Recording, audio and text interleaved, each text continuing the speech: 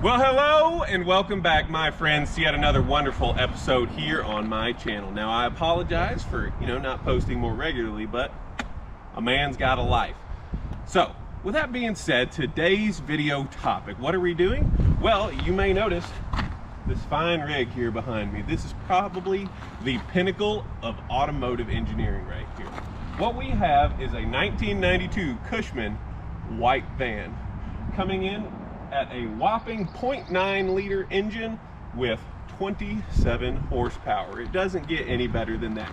Now, if you read the title of this video, you may notice that this little unassuming van here will soon be a technical. And if you're not familiar with what a technical is, short of digging up a Webster's dictionary definition, it is basically a ragtag old vehicle like this, or more popularly, the Toyota Hilux, where we take this thing, we get rid of all the stupid luxuries on it, and we put guns on it and make this thing a fantastic vehicle for modern combat scenarios. Now, with that being said, let's give you a walk around and show you a little bit about it. Okay, so here we are at the front of the Cushman. As you can see, this vehicle does sport some previous combat damage. Now, if you take a look here at the front windscreen, you'll notice that we've got multiple impacts from a high caliber weapon. Now, after speaking with the previous owner, I can only assume that this thing saw some combat time in the French province of Detroit, Michigan. Now, moving over to the side here, you'll see that it's a nice slick surface. If one wanted to get into the driver's seat of this vehicle, you'll notice there's nothing there. And that, my friends, is by design. That keeps enemy combatants from being able to run up and just rip the door open and get in there and kill the driver. They actually have to work for it to get through this here high tensile strength ballistic glass. Now, getting to the side, you'll notice we've got a sliding side door that even sports a sliding window. This is so you can slide it over and engage targets from the interior.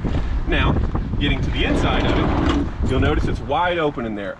High capacity storage for arms, armor, weapons, etc., with even troop space there for an additional 3 troops of your squad. So this is a 5-man combat vehicle with a 6th slot that we're going to add that I'll tell you about in a bit. Now, getting to the back of the vehicle, you'll notice that right here we've got a high tensile strength plexiglass shield installed here that the passengers can not only look out of but feel safe behind. Without a doubt, this will stop anything you're interested in throwing at it. Now, to the rear of the vehicle, and I apologize about the wind, my friends, you'll notice that we've got this emblem here. What does this emblem stand for, you might ask? Well, that symbolizes the nuclear reactor that powers this thing and provides all 27 of the horsepower you need to get up and going. Now, you'll notice here, we're missing a light, but actually we aren't missing a light.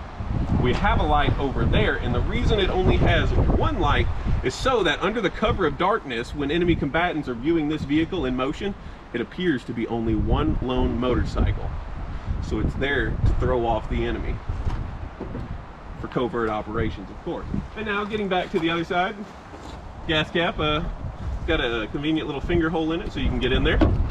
Then, of course, all the same features, passenger can get in and out with ease. Now, with that being said, let me go over what I'm wanting to do with this thing with you. Oh, hey, didn't see you there. I've noticed you've been eyeballing my chopper here.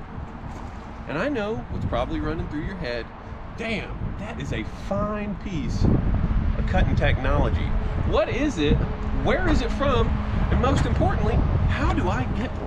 Well, I have some fantastic news for you. This is the finest and Soviet cosmonaut alien yapet machete.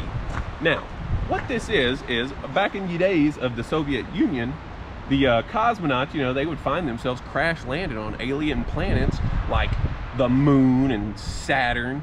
Gas giants aren't real. There's a surface in there. Anyways, they find themselves getting into hand-to-hand combat with alien species and their firearms not working. Well, what did the ever so smart Soviets come up with? Well, none other than this fine piece of engineering right here. Solid metal, unobtainium. Some would say you can even call it stellinium. But these bad boys are the finest in cutting technology, and I have these in stock on my website right now. Link in the comments. We even have the uber rare Gen 1 version of these. This is the Gen 2. Gen 1, collectors only. I don't want to see none of you scrubs buying them. Now, anyways, with that being said, let's get back to the vehicle. So you may be wondering, what does it take to make a technical? Now let me tell you my plans for this vehicle. As you can see, it's pretty bare bones right now.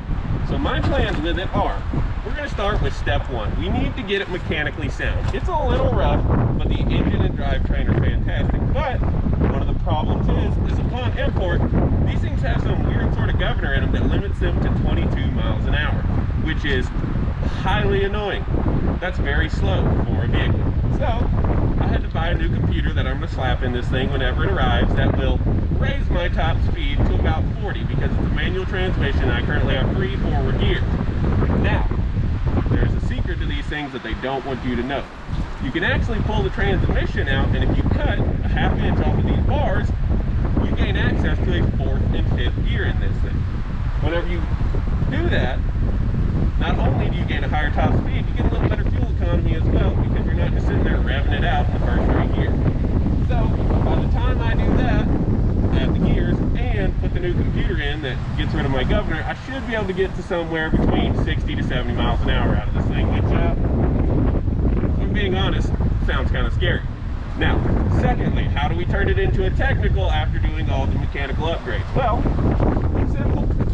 I've been looking around online, and I think what I'm going to do is I'm going to buy an old Humvee turret ring, probably mount some support brackets in here to, you know, beef up this here roof, cut a big old hole in it, put a Humvee turret ring on top, and put something like, I'm thinking either a PKM or a Dushka on it, which the Dushka is the DSHK, it's a 12.7, which is the Soviet equivalent of a 50 cal machine gun. It's a big heavy machine gun, and I feel as if I put that on top, this thing will be probably the most combat viable weapon system there's ever been.